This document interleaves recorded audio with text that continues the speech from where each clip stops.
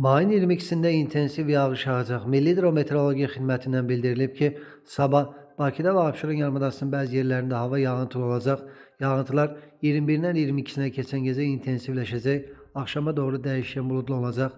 Əsasən yağmursuz keçəcək. Şimal-şərq küləyi əsəcək. Temperatur gecə 15-17, gündüz 20-24 dərəcə isti, atmosfer təzyiqi isə 762 mm civə sütunu olacaq. Naxçıvanda da sabah güclü yağış ehtimalı var. Temperatur 19-21 dərəcə isti olacaq. Azərbaycanın bir çox rayonlarında hava yağıntılı olacaq. Ayrı-ayrı yerlərdə intensivləşəcək, daha güclü olacaq, şimşək çağacaq, dolu düşəcək, yüksək dağlıq ərazilərdə qar yağacaq, duman olacaq, mülayim qərb küləyi əsəcək.